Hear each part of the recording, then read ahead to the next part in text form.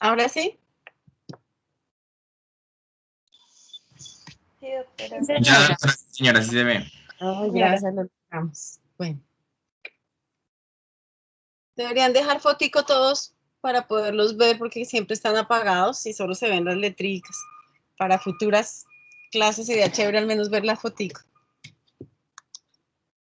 Nos falta un minutico. ¿Será que alguien necesita hablar algo, alguna inquietud? Ya están todos adaptados a su semestre, a sus rotaciones. Necesito notas de sus rúbricas para que estén pendientes los que tienen esa misión con sus docentes. Y tenemos examen, ¿no? La otra semana. Entonces, la idea es se evalúa hasta lo que vean el viernes. Y la idea es hacer 2 grupos para poder tener exámenes distintos, ya que el grupo es tan grande, pero si no tienen inconveniente hacerlo, lo vamos a hacer de la misma manera que el semestre pasado, que era de forma virtual. ¿Sí? Si tienen algún comentario. Sí, señora. Si hay algún comentario, alguna inquietud o algo, pues este es el momento para darle chancecito a los que se van a conectar más y pues también porque no hay otro momento de aquí hasta el examen.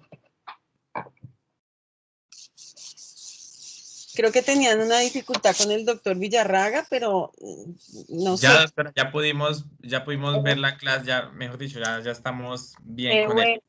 Les iba a decir eso, que hagan lo posible, porque después se les acumula tema, porque lo que no se ve en este examen se acumula, se ve en el otro, y el otro tema es grande, entonces me alegro que hayan salido de todas esas deudas. Ok, me alegra mucho eso. Entonces, bueno, empecemos clases. Si tienen que interrumpir, no me importa, pueden interrumpir lo que necesiten. Primero porque, digamos, esta es la segunda parte. La primera que dimos de parto vaginal era lo bonito, lo esperado, lo que todo el mundo puede atender, que es un parto vaginal normal. Pero digamos que estas llamadas distocias del parto son justamente lo que justifica al obstetra, al médico, que tiene la experiencia suficiente para detectar a tiempo las dificultades y obviamente evitarlas en lo posible o reducirlas en la mayor posibilidad. Entonces, anormalidades del parto que en realidad se llaman distocias, que quieren decir todo lo que no es eutóxico. Eutóxico es un parto vaginal sin ninguna dificultad. Distocia es todo lo que vamos a ver hoy. Viéndolo de esa manera, entonces vamos a hablar que las distocias de cierta manera van a depender también de la pericia del médico para poder diagnosticarlas, por supuesto, y disminuir la cantidad de tiempo en la que una hipoxia o una alteración anormal del parto hagan que no se acumule ácido láctico, por ejemplo, en el músculo uterino, que es lo que en realidad nos lleva más adelante cuando hablemos de código rojo, que es lo que nos lleva o a la atonía uterina. Entonces, no solamente son las alteraciones que uno quiere evitarle al bebé, que es lo que estamos hablando, sino también la disminución de las posibilidades de patologías que le pueden generar a la mamá en el momento e incluso más adelante del parto. Entonces, una parte primordial para nosotros poder anticiparnos o evidenciar que hay una alteración del parto, una distocia, es el partograma.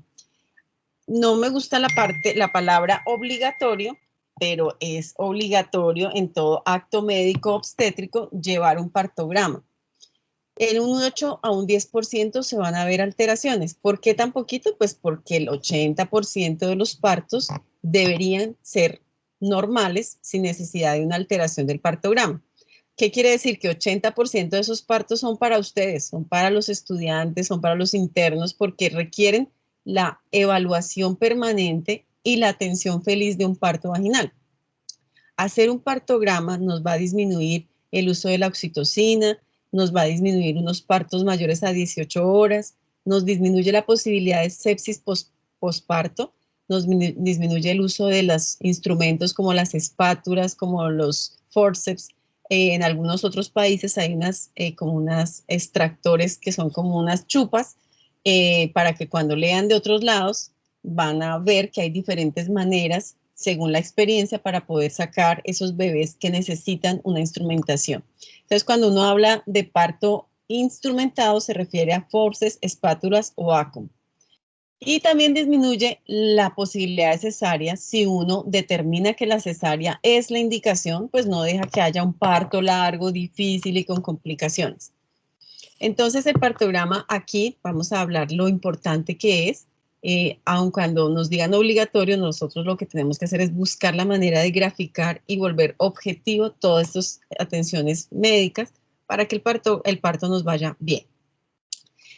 Como ya la clase fue hace un poco de tiempo, necesito que vayan recordando algunas partes de esos trabajos de parto. Entonces, la fase de latencia va a determinar si es una paciente que ha tenido hijos por parto vaginal o no, y por eso las que exceden las 20 horas en las nulíparas o exceden 14 horas en multíparas se va a llamar la fase latente prolongada.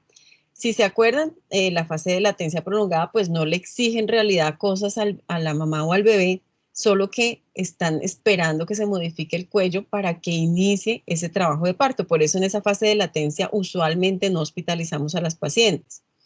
Imagínense unos 20 horas hospitalizado para luego sí las 8 horas del parto en fase activa.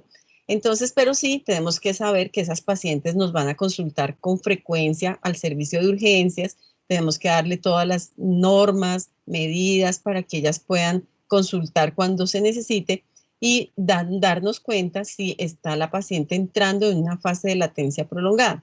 Recuerden que la fase de latencia se puede confundir un poquito con, hay un micrófono que está sonando ahí. Entonces la fase de latencia se puede confundir un poco con el preparto. ¿Cómo hacemos para diferenciarlo? Porque empieza a haber modificaciones del cérvix y empieza a haber contracciones.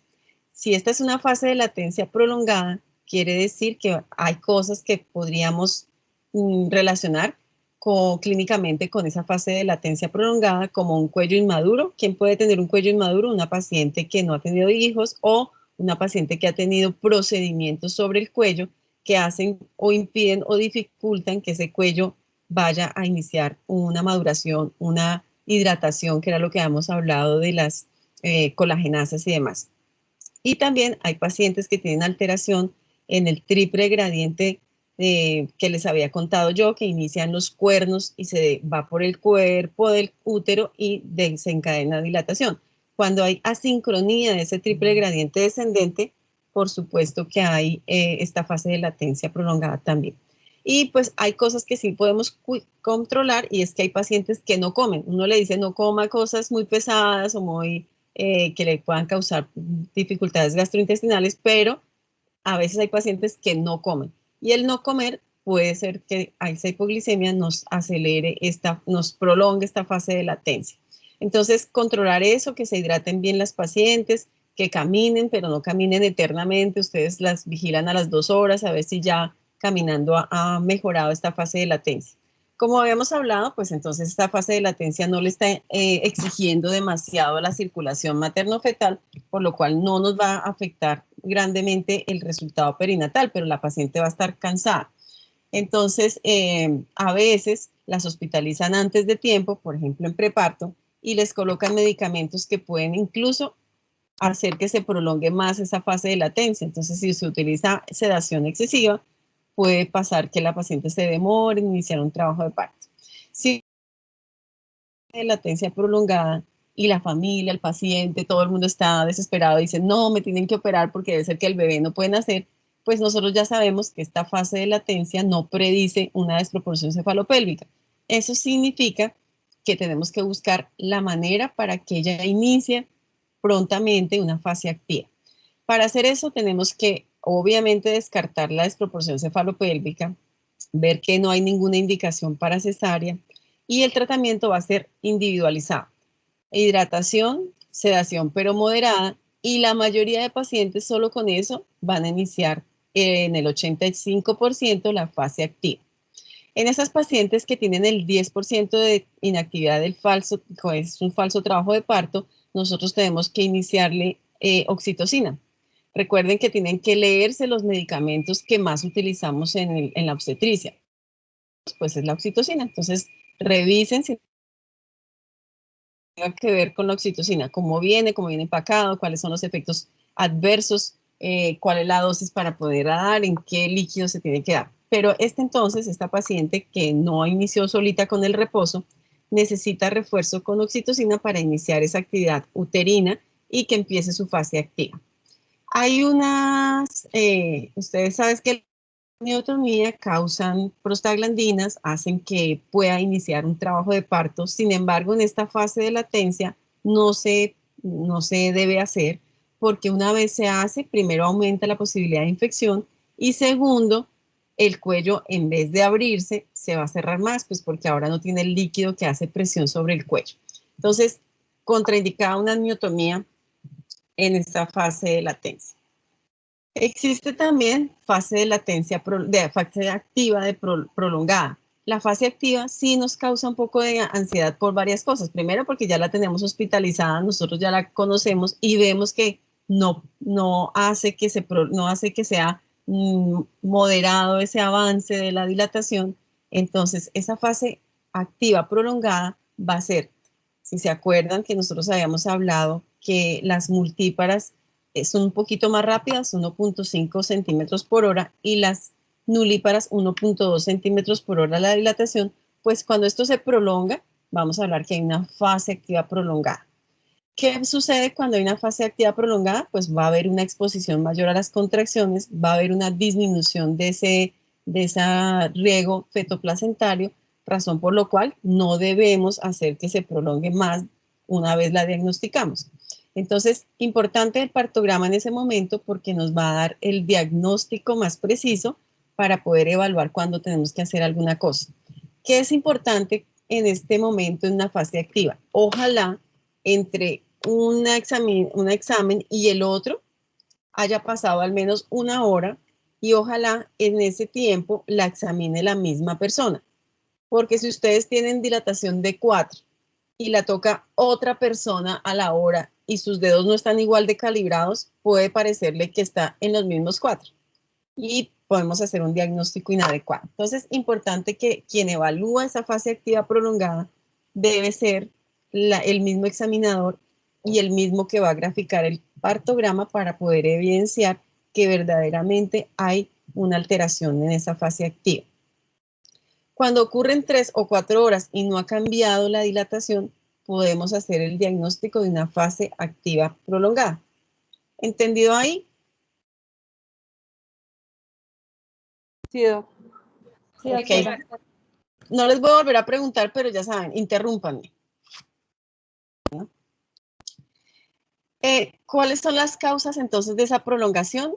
En este momento, aquí sí hay un 30% de posibilidades de que el bebé por alguna razón no se haya encajado bien o haya alguna alteración de los huesos maternos que hacen que tenga una desproporción cefalopélvica o que tenga una deflexión, si no les dije la vez pasada, ahora les digo, o un asinclitismo o haya una presentación en posterior.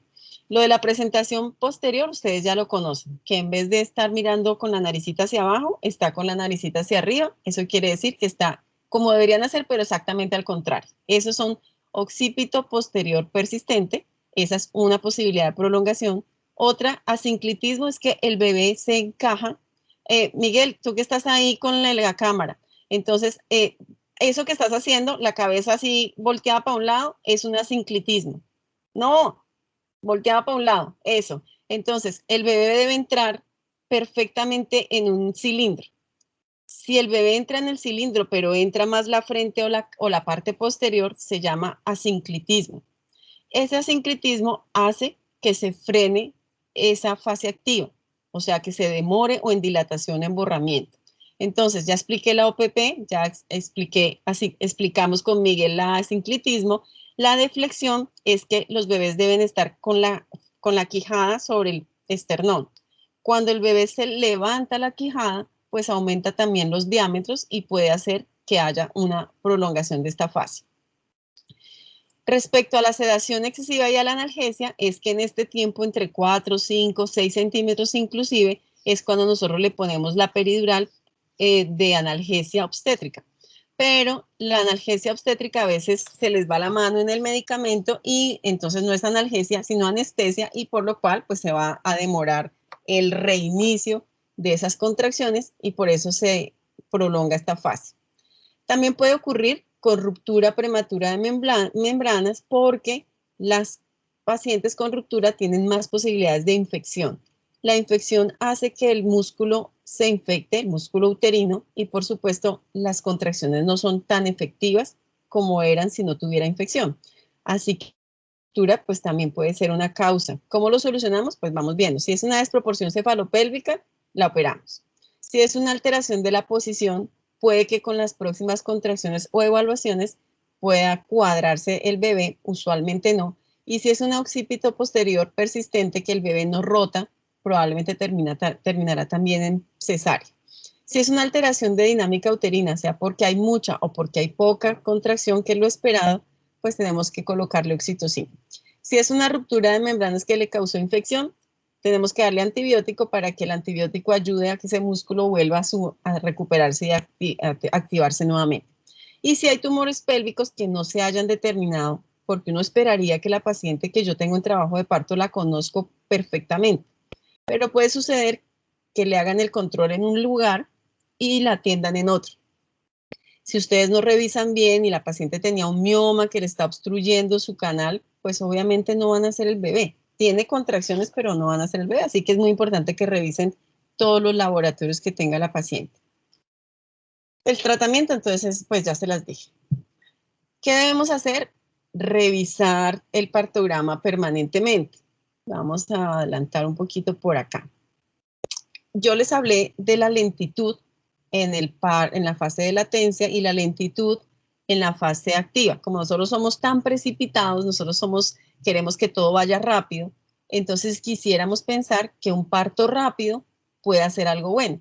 O supongamos que ustedes están de turno una noche y quieren que todos sus bebés nazcan rápido para irse a descansar. No esperen que nazca un bebé más rápido de lo que toca. Entonces es tan malo que sea lento como que sea demasiado rápido. Estos trabajos de parto precipitados con una excesiva velocidad de paso del bebé por el canal vaginal puede ser causada por varias cosas. Una, por una hipersistolia inducida, quiere decir que ustedes le colocaron más oxitocina de la que debía, hizo una policistolia y el bebé salió rapidísimo. Otra puede ser porque hayan roto las membranas y las membranas hacen un huequito demasiado grande, sale demasiado líquido y eso puede acelerar que haya un trabajo de parto precipitado. Puede ser también que sea una paciente multípara y que las contracciones vinieron muy rápido. Se van a ir acostumbrando a preguntarle a las pacientes si han utilizado algún medicamento, tomado algún agua o algo que le acelere el trabajo de parto, pero estos partos precipitados van a tener unas dificultades importantes. Entonces, si ya vieron que para que nazca un bebé pasan horas, mínimo 8, pues si pasa 1 hora y ese bebé pasa a toda velocidad por el canal del parto, va a tener dificultades. ¿Cuáles dificultades?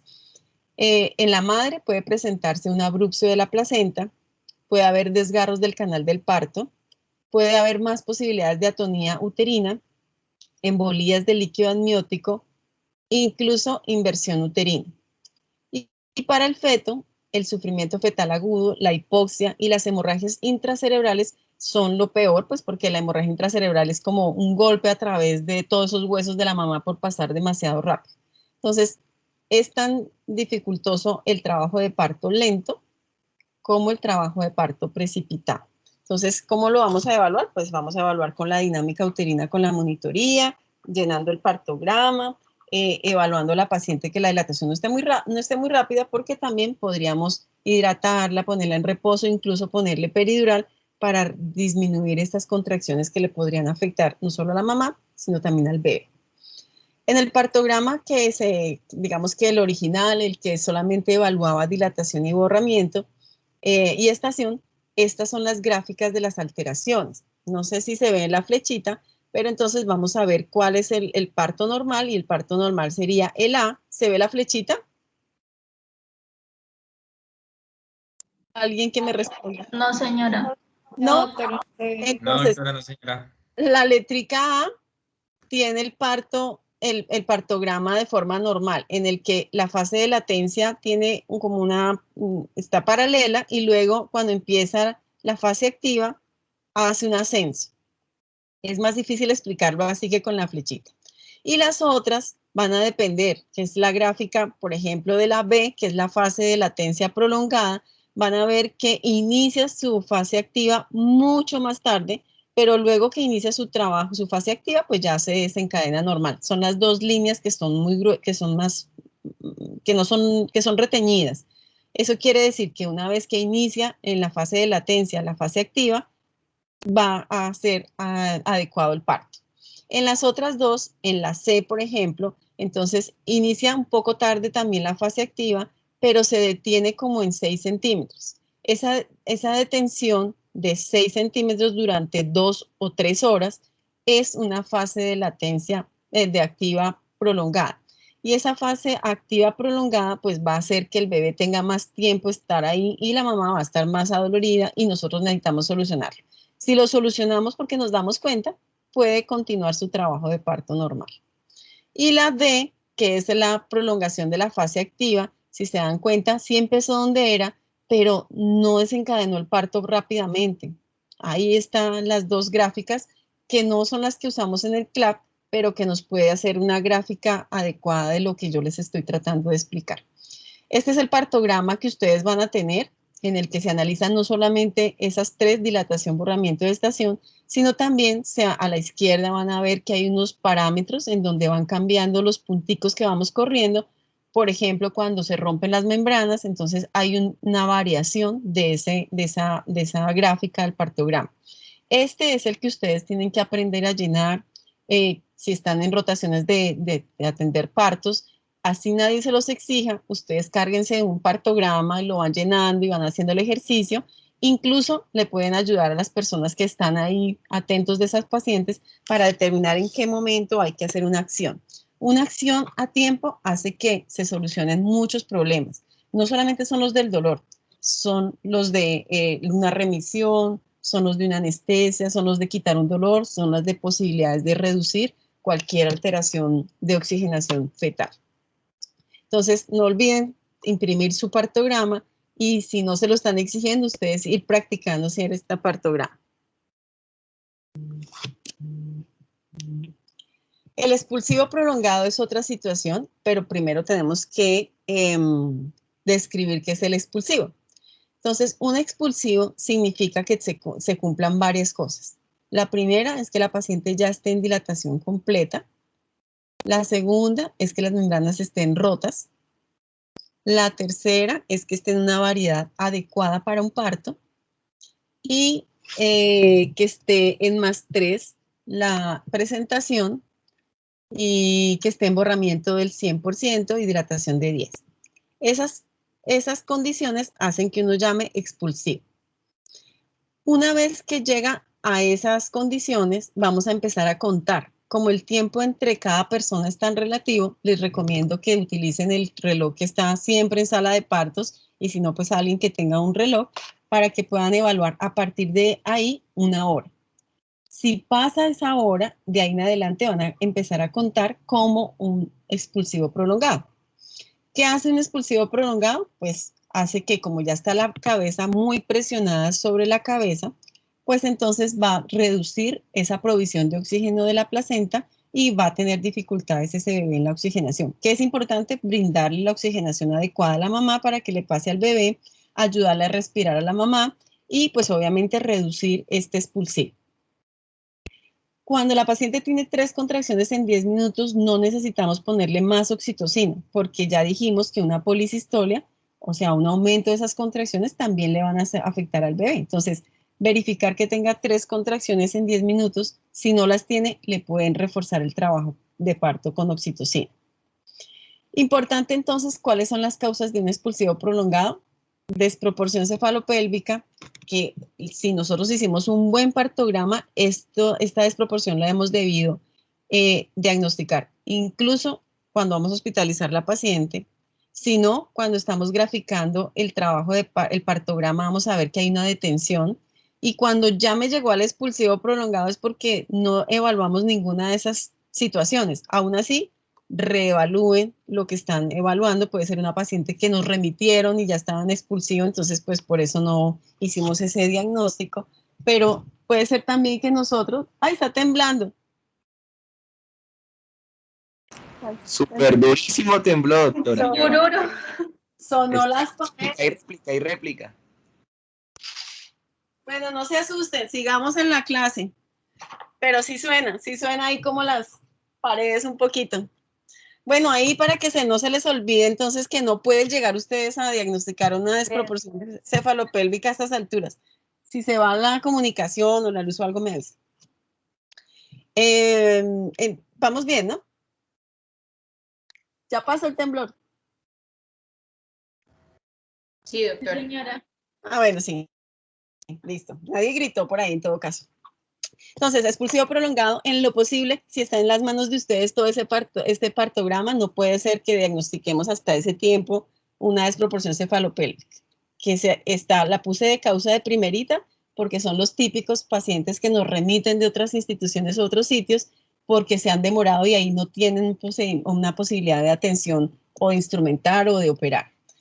Las segundas causas son las distocias, que son las que estamos evaluando acá, que son distocias dinámicas, como las que estamos hablando de contracciones lentas o rápidas, o pacientes que pueden tener otras alteraciones, como por ejemplo esos tumores que les había dicho que pueden producirnos obstrucción ya en la salida. Todo iba bien, pero tenía una lesión en la vagina o en el periné y por eso no nació.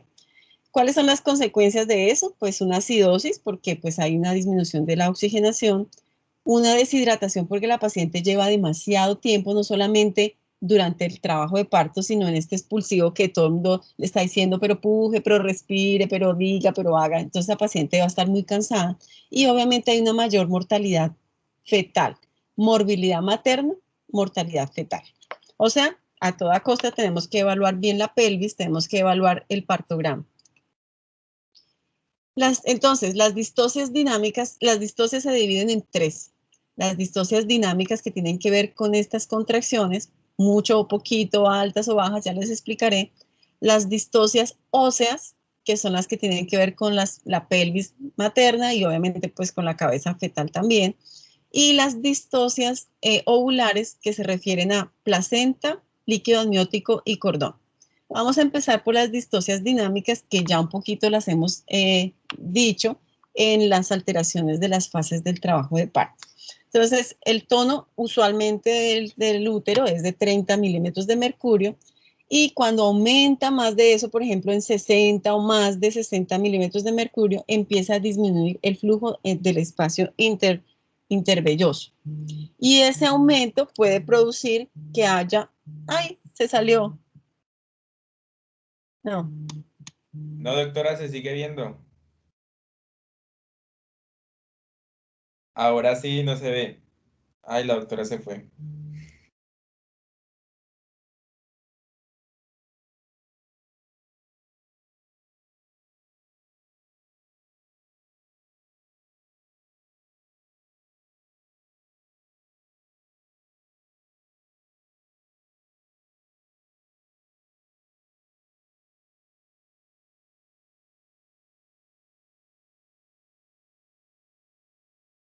Volví, pero creo que se me salió la presentación. Sí, señora doctora, no se ve. Es que me entró una llamada y me dañó mi exposición. Pero ya enseguidita. Aprovechenme y pregúntenme si tienen alguna duda ahí. Doctora, ¿nos puede repetir, por favor, los 3 tipos de distocias? Ah, sí, igual ya las vamos a mencionar de nuevo. Entonces, las dinámicas que tienen que ver con las contracciones que sean muy rápidas, muy lentas, muy duras, bueno, ahorita los vamos a ver. Las que son óseas, que tienen que ver con la pelvis materna usualmente, pero también puede ser que si es un bebé que tiene una hidrocefalia, pues va a tener también una distosia ósea, pero fetal. Y las distocias que son ovulares con B corta, que tienen que ver con líquido amniótico, cordón y placenta. Entonces, muchas de estas cosas que vamos a mencionar hoy, las vamos inclusive a hacer una clase adicional porque son de importancia vital. Entonces, pero sí me interesa que sepan que si se prolapsa el cordón es una distosia ovular. Que si, ¿qué será? Que si la señora tiene una displasia de cadera, es una distosia ósea. Y ahora sí quedó claro, ¿cierto? Y las dinámicas que son las que vamos a hablar ahorita mismo.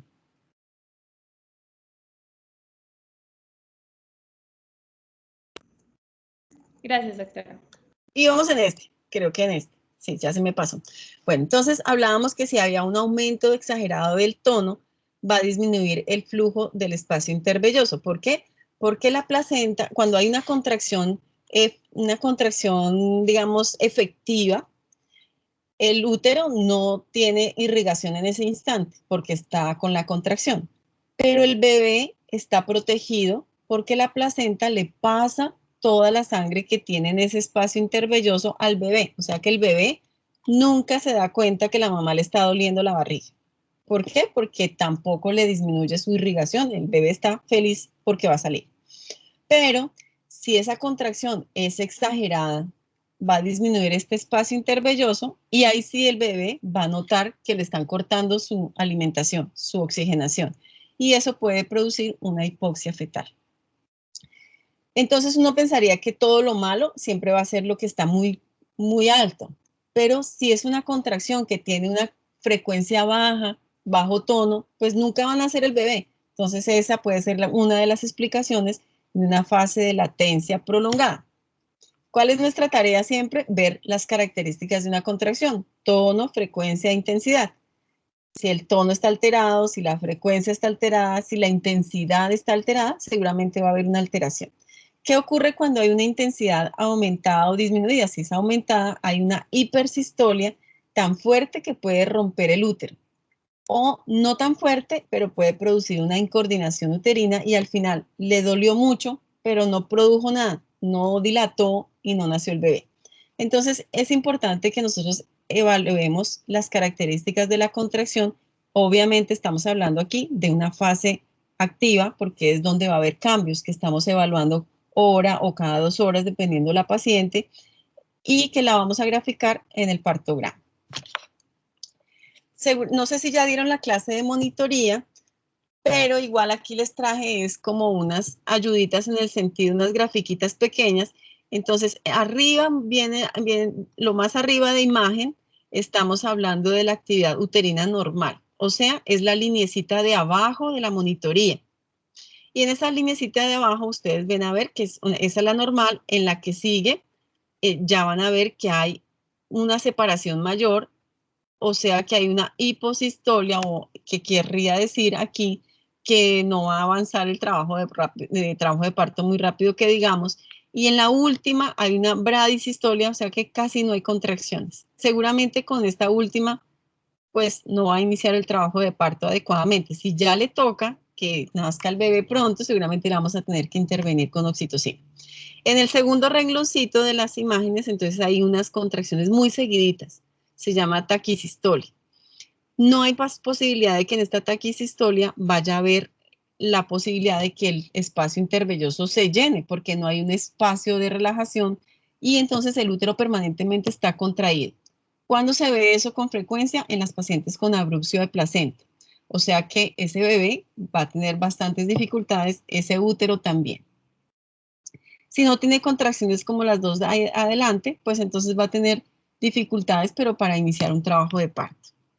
En las dos monitorías que hay abajo, entonces en la primerita ven que hay muchas contracciones, pero esas contracciones, aun cuando son muy seguidas, no son lo suficientemente altas, las montañitas no son lo suficientemente altas. Entonces, esa señora sí va a tener dolor, pero no va a ser efectivo porque primero no alcanza a llenarse el espacio intervelloso, pero sobre todo no va a producir contracciones. Si se dan cuenta en la respuesta de la frecuencia cardíaca fetal, van a ver que ese bebé ya tiene desaceleraciones. ¿Por qué las tiene? Pues porque si esta polisistolia, aun cuando no están con el tono muy alto, sí hace que no le llegue oxigenación adecuada al bebé. Lo mismo pasa abajo, pero este bebé está peor en sus condiciones de oxigenación porque ya ni se defiende. El bebé tiene una disminución de la variabilidad y ya no hace ni siquiera desaceleraciones. En ambas situaciones, una polisistolia hace que ocurran cosas de oxigenación en el bebé. ¿Cómo podemos solucionarlo? No todo se soluciona operando. Uno puede colocarle medicamento para que disminuyan las contracciones, reinicia la oxitocina controlada y puede que el parto sea vaginal. Pero si yo no me doy cuenta y ya el bebé lleva mucho tiempo con alteraciones, como por ejemplo en la segunda monitoría, pues ese bebé seguramente vamos a tener que operarlo con dos tareas adicionales. Primero, que está hipóxico, y segundo, que vamos a devolver todo el proceso del trabajo de parto en un segundo. Y eso también puede hacer afectar un poco la cabeza del bebé. Yéndonos a las distocias óseas, ¿se acuerdan de la imagen que les dije que no es tan frecuente encontrar, que es la pelvis de la mamá acostada? Esta es la imagen que casi siempre nos muestran, pero pues esta nos importa para saber el ángulo subpúbico, que es ahí debajito de la sínfisis púbica, y también para cuando hablamos de cuando se encaja el bebé, entonces en la parte superior vemos ese círculo. Si el bebé se encaja derechito como un cilindro, no hay asinclitismo, no hay dificultades para nacer. Si ese bebé iba todo bien, pero se encajó primero la frente que la parte posterior, se llama asinclitismo y probablemente no van a nacer el bebé, y eso puede ocurrir, ahora ya les voy a mostrar, porque también aun cuando sean pelvis normales, hay diferencias entre nuestras pelvis. No sé si esta se puede agrandar, pero bueno, en la imagen chiquita a la izquierda, arriba a la izquierda, es una pelvis normal, que se ve como si fuera no un corazón, sino como un óvalo. Y hay una combinación, diferentes formas de las pelvis que se llaman, entonces la primera, la A, se llama ginecoide, que es la más común. Hay otra que se llama la platipeloide, que no es tan común, que está en un 2 a un 5%. La androide, que es la que está debajo de la normal, o sea, debajo de la A. Y la antropoide, que es la D, que está debajo de la B. Si se dan cuenta en la figurita que está en azulito, digamos por donde tiene que entrar el bebé, es diferente entre la ginecoide, que es muy parejita, que en la androide, que uno ve que es muy parejita, pero más angosta. Ahí puede haber dificultades. Igual en la platipeloide, que es la que está al lado en el segundo rengloncito. Se ve redonda, pero achatada a los lados. O sea que no nos sirve que tenga ancha la cadera si vamos a tener un anteroposterior disminuido. Entonces, es posible que la señora que tenga un bebé pequeño pueda tener un bebé con una pelvis androide. Es todo pequeñito, prematurito, 34 semanas, la cabeza más pequeña, se encajó ahí. Pero en el segundo parto, cuando tenga un bebé de peso normal, quizás ya ahora no se va a encajar. Entonces, pregunten en las historias clínicas cuánto pensaron sus hijos, cómo nacieron los bebés, qué dificultades tuvieron en el parto, porque así podemos evaluar también lo que va a ocurrir más adelante. No contentas con esta figurita, les traigo esta combinación. Entonces, lo que les mostré arribita en esas 4 es la parte superior, pero en la parte inferior sería lo que vamos a analizar cuando analicemos la pelvis en su parte inferior, o sea, con la señora acostada. Entonces, aquí tenemos las 4, androide, ginecoide, platipeloide, andropoide, y esta sería la parte superior, y miren la parte inferior. Hay combinaciones de todas en la que nos podrían ver alteraciones en el descenso del parto. Por eso es tan importante ver no solamente la dilatación, sino el descenso y encajamiento del bebé. Si yo tengo una paciente con una luxación congénita de cadera, ya sé que además de todo, pues va a tener una alteración de estos diámetros, y es probable que no vaya a tener un bebé en parto vaginal normal.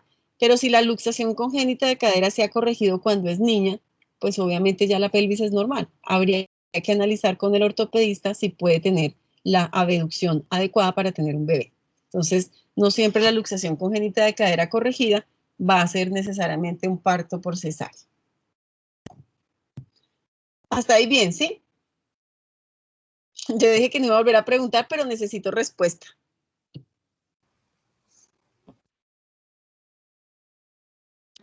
Sí, Doc, bien. Sí, Ok. doctora. Entonces, en esta imagen, en esta imagen a la izquierda van a ver la paciente con una pelvis ginecoide. Y debajito está lo que debe medir el ángulo subpúbico. Y eso ustedes lo pueden determinar con el tacto vaginal al inicio del examen de la paciente. Entonces, si uno tiene eso, se dan cuenta que todos los ángulos son perfectos para que el bebé nazca. Al lado está una que se parece mucho, pero que es toda estrechita, ¿cierto? Entonces, se parece la forma, pero fíjense que tiene un ángulo subpúbico más pequeño, menos de 90 grados. Y eso puede ofrecer la respuesta a que no se encaje adecuadamente o a que no descienda la presentación adecuadamente. Entonces, volvemos al punto. Si nosotros no tenemos un bebé de tamaño normal o más pequeño, puede que en un androide nazca. Pero si es un bebé un poquito mayor de peso, tal vez no quepa este bebé. Entonces, es importante que ustedes aprendan a evaluar qué es 90 grados. 90 grados es, lo sabemos siempre en una escuadra, ¿no? ¿Cuánto es el ángulo recto? Eso mismo nosotros evaluamos en el tacto vaginal. Vamos a las distocias ovulares, que ya les había dicho que son de líquido amniótico, de placenta y de cordón. Esta es la lista, pero pues habría un poquito más también. El procúbito o prolapso de cordón son distintas palabras, pero además significan cosas distintas. Entonces el prolapso, yo creo que todos podemos saber que el prolapso significa que se salió el cordón adelante de la presentación. El procúbito es que ustedes están haciendo el tacto vaginal, las membranas están íntegras y alcanzan a sentir con los dedos el cordón palpitando por delante de la presentación, o sea, por delante de la cabeza. Entonces, procúbito también tiene otro sinónimo que se llama prosidencia. Entonces, procúbito o prosidencia significa que las membranas están íntegras y si yo las rompiera o se rompieran por cualquier razón, se va a prolapsar el cordón. Entonces, cuando hagan el tacto vaginal, verifiquen que no tengan el cordón por ahí. Si van a hacer la amniotomía, verifiquen que no tenga el cordón por ahí. Y cuando vayan a hacer el tacto vaginal y después de hacer la amniotomía, verifiquen que el cordón no se ha prolapsado. Entonces, una distocia ovular es un prolapso o procúbito de cordón. Si tienen las membranas íntegras, salen corriendo a operarla y ya. Pero si está el prolapso de cordón, no solamente tienen que salir corriendo, sino que tienen que dejar metida la mano permanentemente hasta que llegue a las salas de cirugía, porque la cabeza no puede comprimir el cordón. Otras distocias ovulares son la placenta previa y el abrupcio de placenta, pero estos dos son tan importantes que requieren una clase adicional que se las voy a dar yo más adelante. Las otras son el polidramios, que es el exceso de... Doctora, qué pena interrumpirte. Es que no sé si entendí muy bien. El procúbito es que cuando se rompemos membrana, ¿ocurre el prolapso? No, procúbito, que también se llama prosidencia por si lo escuchan en otra parte, significa que usted hace el tacto vaginal, las membranas están íntegras, pero siente el cordón delante de la presentación. Sí, está, digamos, como si tuviera una corona al bebé de cordón. Entonces, ¿usted qué hace? Detecta la situación, saca la manito de ahí y salen corriendo a operarla, porque pues el cordón se va a prolapsar si se rompen las membranas. Si a veces es posible, digamos que por amniotomía a la paciente y el cordón se prolapsa. Entonces, siempre que ustedes hagan amniotomía, quédense un momento más hasta que salga todo el líquido y verifiquen que no hay prolapso. O a veces sucede que la paciente viene remitida a algún lado con membranas rotas, le hacen el tacto y ahí encuentran el cordón. Entonces, por eso es tan importante verificar la frecuencia cardíaca fetal permanentemente desde que ingresa un paciente. Y si encontraron el prolapso, ustedes dejan la mano metida en canal porque tienen que rechazar la presentación hacia arriba para que el cordón no se comprime. ¿Sí? ¿Me entendiste mejor? Sí, señora, muchas gracias. Ok. Entonces ya dijimos placenta previa de abrupcio, vamos a hacer clase aparte. Polidramios y oligoamios seguramente no vamos a hacer clase, pero durante todo el semestre vamos a hablar de las dos situaciones. ¿Por qué? Porque hay patologías u otra. Entonces, estén muy pendientes de esas pacientes, por ejemplo, que tengan un TORCH puede tener un polidramnios y ya saber que además de su patología que ya saben, puede producirse una distosia ovular. ¿Qué distosia ovular? Ya dijimos que cuando se rompen las membranas y hay polidramnios puede desprenderse la placenta. Cuando hay mucho líquido y uno rompe las membranas puede producirse que se salga el cordón y en fin, 1000 cosas se puede hacer. Estas pacientes con polidramnios también pueden ser atonía o hipotonía uterina. Entonces, tener en cuenta que el polidramnios va a producir estas alteraciones. El oligoamnios, que es poquito líquido, nos va a representar o alteraciones de la placenta o el líquido se salió y hay una ruptura de membranas. Importante que cuando hay oligoamnios también se puede comprimir el cordón, pues porque no hay el líquido que hace que se mueva el cordón libremente.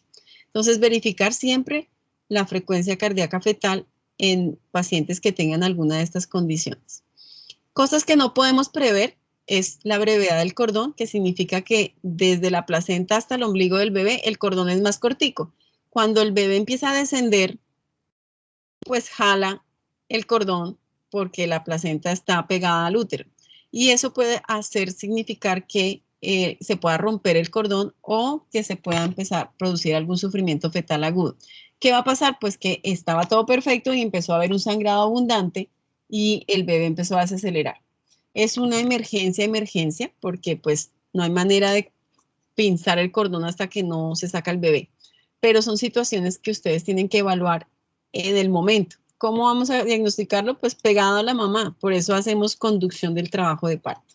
Y otra distosia es la ruptura prematura de membranas, que ya habíamos dicho antes en las distosias dinámicas, que puede presentarse como alteraciones de la dinámica, pero también una ruptura de membranas por ser prematura se llama distosia ovular. O sea que una ruptura de membranas puede ser distosia ovular o distosia dinámica. Respecto a los procúbitos y prolapsos, que ya los explicamos, ¿por qué se pueden producir? Se pueden producir por flexión excesiva de la columna. A veces hay bebés que tienen alteraciones genéticas que pueden hacer que les quede espacios en donde el cordón se pueda mover por ahí y salir. Pacientes que tengan distrofias musculares congénitas también puede ocurrir. Bebés que están muertos, entonces la muerte fetal hace que el bebé no esté en actitud fetal, sino relajado, hipotónico, y eso hace que el cordón se va a salir por otro lado. Entonces es muy importante saber qué ocurrió primero, si el bebé murió por el prolapso o el prolapso ocurrió porque el bebé murió. ¿Cómo sabemos eso? Historia clínica y examen clínico. ¿Por qué? Porque ustedes les pueden ser, digamos, involucrados en cosas no ciertas, en el sentido de que piensen que el bebé se murió por el cordón prolapsado, pero resulta que se prolapsó el cordón porque el bebé ya estaba muerto y deflejado. Entonces la historia clínica es vital, importante, y evaluar, tan pronto reciban estos pacientes, verificar la viabilidad fetal. También se puede salir el cordón porque el bebé esté en situación transversa. Entonces, si se acuerdan cómo es situación transversa, que lo hablamos, y es que esté transverso a la longitudinal de la mamá, pues eso hace que por los laditos se pueda salir el cordón. Y también los podálicos, que eso sí lo explicamos la vez pasada, en los podálicos pues hay espacios entre las piernas para que el cordón también se prolapse. Bueno, ya lo hablamos. El prolapso de cordón siempre es cesárea. ¿Por qué razón? Pues porque está pinzando ahí el cordón y no hay posibilidad de hacer trabajo de parto. Encefálica, miren que todas las posiciones anormales puede ocurrir, pero encefálicas ocurren cuando la cabecita está deflejada. Ya habíamos explicado que deflejada es que el mentón se separa del esternón. O sea que por ese espacio puede, además de que haya una distosia dinámica, también puede haber una distosia de cordón. Este es el prolapso de cordón, porque tiene las membranas rotas y está encefálico, pero dejó un espacio. ¿Por qué? Porque el bebé no se encajó y no completó no tapó ese espacio. Entonces por ahí se filtró el cordón. Siempre verifiquen no solamente lo que ya sabemos, dilatación, borramiento y estación, sino verifiquen que el cordón no esté en ninguna parte, ni anterior ni posterior. Otras alteraciones del parto pueden ser la presentación en pelvis. Entonces ya dijimos que la presentación en pelvis sí tiene un mecanismo de parto, que no le damos parto vaginal porque tiene muchas patologías asociadas que tienen que ver con la oxigenación, por ejemplo, cuando el cordón se prolapsa, o cuando la cabeza se atrapa, y por eso nosotros no atendemos voluntariamente un parto en pelvis. Digamos que eso fue un consenso que se hizo hace demasiado tiempo para determinar que todas las presentaciones en pelvis requerían un parto por cesárea. ¿Cuáles están asociadas a la presentación de pelvis? Se asocia con frecuencia que el bebé esté pretérmino, entonces hay bebés en pretérmino, en trabajo de parto, verifiquen la presentación. Malformaciones fetales y partos en pelvis, muchas. Muchos bebés que vienen con síndrome de Down vienen en pelvis. Rupturas de membranas pueden hacer que haya anormalías en la presentación. Placentas previas, entonces que no, yo estoy feliz que mi bebé está en podálico y entonces me van a operar, pero resulta que además tiene la posibilidad de que tenga una placenta previa o incluso que haya una abrupción de placenta. Y pues ya sabemos lo del atrapamiento de la cabeza o el prolapso de cordón, que hace que tenga un 30 o un 50% de morbilidad o mortalidad, y por eso es que decidimos que los partos en pelvis deben ser cesáreos. Sin embargo, ya saben que a veces ocurre que la señora ya viene en el expulsivo o está en lugares bastante alejados. Si es una paciente multípara, ustedes quizás les tocará atender un parto, pero ya ustedes ya saben cómo se atiende un parto en pelvis.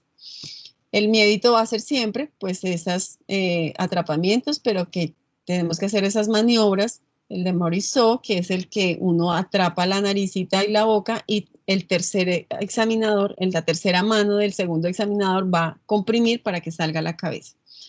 Hay mayor posibilidad de hemorragia intracraniana, pues porque hace uno muchísimas más maniobras para poder sacar la cabeza. Entonces, la primera elección de un parto en pelvis es cesárea.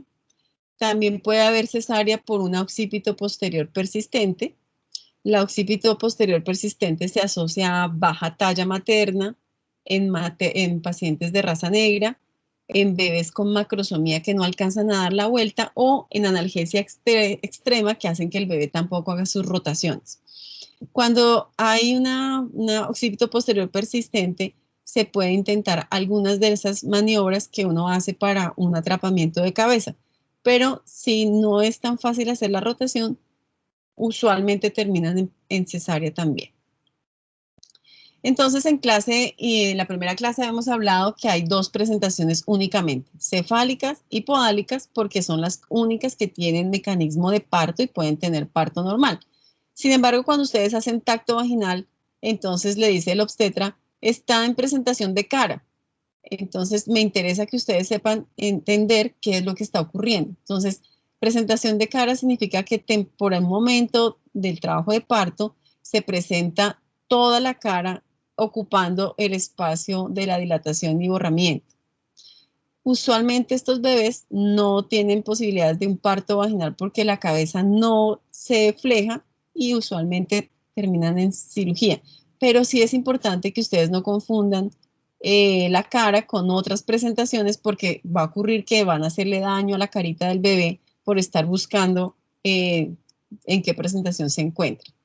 O sea que ya saben, para yo saber cómo está la presentación, busco en cefálico la fontanela menor o posterior y en podálico vamos a encontrar el sacro. Si yo no encuentro ninguna de las dos, llamo a algún experto para que me diga qué es lo que hay, qué es lo que estamos tocando. También puede ocurrir que existan presentaciones compuestas, por ejemplo, está la cabeza y tiene una manita además. No siempre en multíparas, casi nunca es importante y pueden tener un parto vaginal, pero se asocian por lo que dejan espacios con prolapsos de cordón. Entonces, para que estén muy pendientes de eso. Otras anormalidades del parto son retención de la placenta, inversión uterina, tumores uterinos como los miomas y malformaciones genitales como los tabiques. Respecto a la retención placentaria, es muy importante que se lean un poquito más acerca del acretismo placentario por sí mismo, pero en principio es que la placenta se adosa a diferentes capas del útero. Entonces, el acretismo placentario tiene 3 grados. Un grado es el acretismo puro, que está solamente atrapado en el endometrio. El acretismo que se llama íncreta, placenta íncreta, significa que está pegada al miometrio. Y la percreta es una placenta que traspasa hasta la serosa o incluso puede invadir partes como la vejiga o si está hacia posterior los intestinos, que hace que sea una situación de riesgo y peligrosa. ¿Cómo vamos a hacer para que no hagamos cosas que no se deben hacer? Es esperar que haya todos los signos que les enseñé para saber que la placenta ha desprendido antes de intentar traccionar o jalar esa placenta que puede estar ácreta. Cuando uno hace un pinzamiento del cordón y empieza a jalar en el momento inadecuado, también puede producirse una inversión uterina. Y la inversión uterina es una situación aguda también porque le están, digamos, haciendo como un torniquete al útero y hace que haya un dolor muy intenso, pero sobre todo que haya una hipoperfusión uterina, que puede causar desde infección hasta sepsis, pues sepsis sistémica. Vamos a ver qué tenemos por acá. Esta es la inversión uterina. Entonces, la que obviamente ustedes podrían reconocer es cuando el útero lo ven todo volteado hacia afuera, entonces es el grado 4. Pero si ustedes no evalúan el canal vaginal una vez nazca el bebé, no podrían determinar el grado 1, el 2 o el 3, bueno, el 1 y el 2, que son un poquito más difícil. Una vez ustedes verifiquen que hay una inversión uterina o esté empezando, ustedes deben colocar la mano para que se devuelva el útero y colocar oxitocina para que el anillo cervical haga que no se vuelva a invertir. Eso lo tienen que hacer en instantes, o sea que el reconocimiento de la inversión uterina es inmediatamente salga la placenta. A veces, pues yo les había hablado de tumores que se puedan encontrar durante el parto, en el canal del parto, pero este que se llama edema del labio anterior tiene dos posibilidades de que aparezca. Una puede ser iatrogénica, porque el examen sea excesivamente examinada a la paciente o con demasiada brusquedad. Esperamos que eso no sea lo común. O puede ser una paciente que puje antes de lo acordado, antes de lo necesario, y haga que el edema del cuello uterino sea tan importante que ya no deje que el bebé nazca. Entonces, a veces nos toca operar bebés que hubiesen nacido por parto vaginal normal. Lo que ocurre es que llega con edema de todos esos tejidos, sobre todo de los labios, del labio anterior del cérvix, que impide que ese bebé nazca. Entonces, evitar los tactos vaginales innecesarios, solamente los que nos ayuden a graficar el partograma y le ayuden a decir a la señora y a nosotros que hay bienestar fetal y bienestar en el trabajo de parto. Otras alteraciones son miomas. Entonces puede haber miomas. En la gráfica A es un mioma que está en el cérvix, pero existen también miomas posteriores que hacen que uno no los determina sino hasta cuando ve que hay una distocia y cuando la opera encuentra el mioma grande. Los podríamos haber reconocido en las ecografías, las primeritas ecografías del control prenatal. Entonces, revisen siempre los exámenes porque una vez el embarazo llega a las 16, 20 semanas, los miomas no todos se van a identificar. Entonces, siempre es importante la ecografía de primer trimestre y ustedes revísenla para que no tengan sorpresas como estas. Estos son anormalidades de tabique vaginal. No se debe cortar el tabique vaginal. Si uno identifica este tabique, debe hacerse cesárea y después corregir el tabique en cirugía programada, si es que es necesario. Sin embargo, uno no puede encontrarse una paciente ya en trabajo de parto y que tenga este tabique que no se haya reconocido. Uno esperaría que en algún momento del embarazo, preferiblemente en el último control prenatal, le evalúen la pelvis y evalúen los genitales a la paciente, pues para no tener que someterla a un trabajo de parto que no va a llegar a un parto vaginal. Aquí esta es una foto de una cirugía donde encontramos un tabique que venía desde los genitales hasta el útero. O sea, este es un útero tabicado, pero que también tenía alteraciones de tabique vaginal.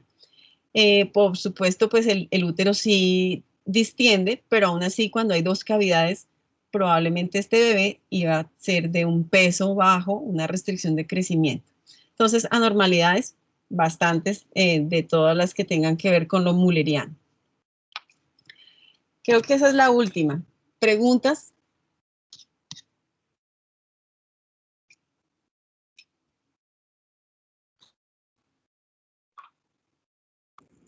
No, doctora. No, señora. Me estoy preocupando, ¿será que ya estoy explicando demasiado bien? En el taller de parto vaginal vamos a combinar alteraciones del parto, un parto normal y partos con alteraciones, porque como lo vamos a hacer a lo largo casi de todo el semestre, pues ya estarán en condiciones de determinar cuándo hay una alteración del parto. Entonces, para que revisen esta clase y la anterior y podamos hacer un taller que valga la pena. Y cualquier inquietud me la dicen pues antes de clase, antes del examen, ¿ok?